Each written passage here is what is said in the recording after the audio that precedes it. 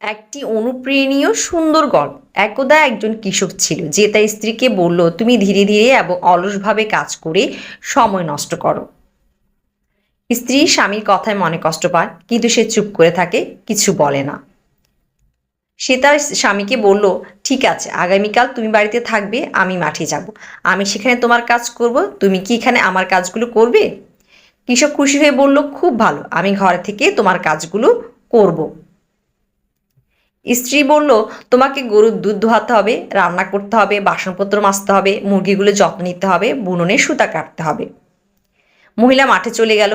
কৃষক ঘরে থেকে গেল। সে একটি পাত্র নিয়ে গাভীটির কাছে গিয়ে দুধ দোহানোর চেষ্টা করলে গাভীটি তাকে একটি লাথি মারে। মুরগিগুলোকে খাওয়াতে গেলে সেগুলো নানা দিকে ছুটে বেড়ায়।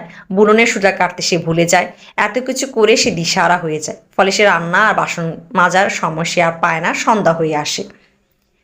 সন্ধ্যা নামলেই স্ত্রী মাঠ থেকে ফিরে আসে। কৃষক লজ্জায় মাথা নিচু করে রাখে। এরপর থেকে আর কোনোদিন সে তার স্ত্রীর কোনো দোষ খুঁজে বের করেনি এবং তারা দীর্ঘ সময় ধরে সুখে একসাথে বসবাস করেছিল। গল্পের নৈতিক: অন্যের কাজের সমালোচনা করা ও দোষ খুঁজে পাওয়া সহজ, কিন্তু সেই কাজটা নিজে যথার্থ করে দেখানো সত্যিই কঠিন।